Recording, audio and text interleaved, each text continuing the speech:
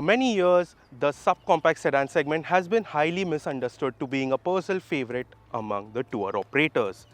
But if you do your research well enough, you will know that these are some of the most practical, most fuel efficient and budget friendly cars. And to help make my case is the Hyundai Aura.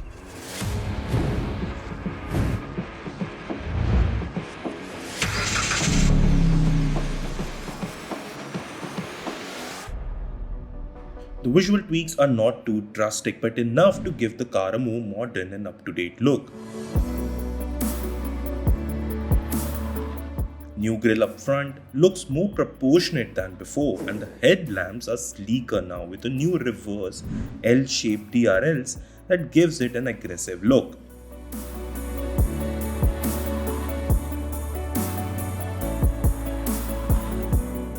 The profile remains unchanged, but the alloys do receive a new design. New LED elements at the rear add to the premium feel.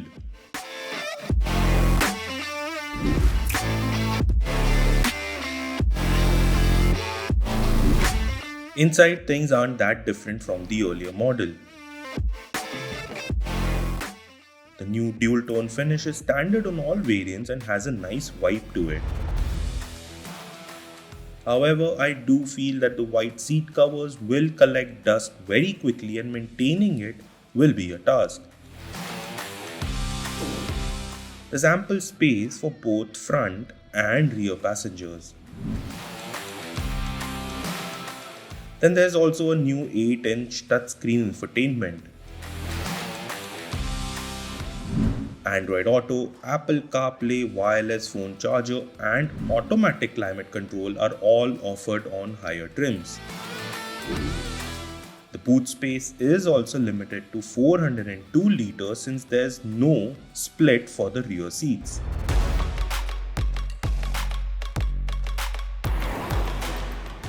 I quite like what the Aura has to offer till now, but there's one department where I feel Hyundai has compromised on. Now with the update for 2023, Hyundai has also updated its engine options with the Aura.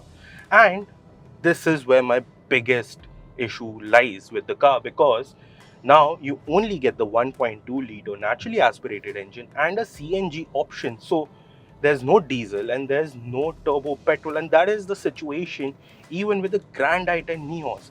And honestly, I would have rather preferred that Hyundai had retained that diesel option just to keep things interesting in the segment.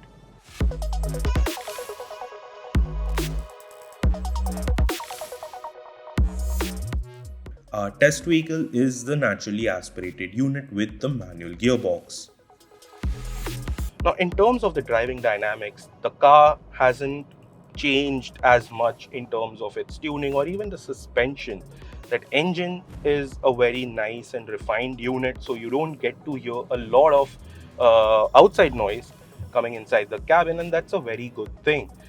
You do obviously get that grunt from the naturally aspirated engine, and we really like that part about the car.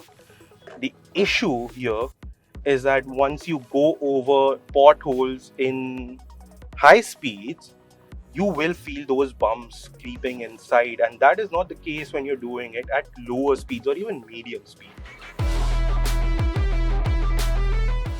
Not a deal breaker though. Hyundai has also upped the safety features on the car, so now you get 4 airbags on all trims and 6 airbags on the top spec, along with hill start assist and rear parking camera with display on the higher trims. Blue Link connectivity and 30 plus safety features are all part of the package on the higher trims.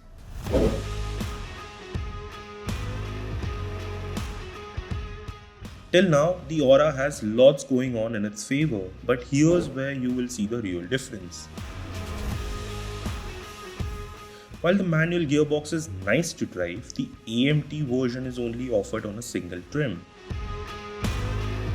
Whereas the Maruti Suzuki Dzire and Tata Tigor receive more than 2 AMT options, giving more choices to the buyer. In this case, the Tigor is the more affordable subcompact sedan and easily undercuts both the Aura and the Dzire by a healthy margin. The Aura undercuts the Dzire though, and so we now know who it takes aim at. But the Tigor has more than enough to keep both the others on their toes. The Aura then might not be your first choice, but it's a close second.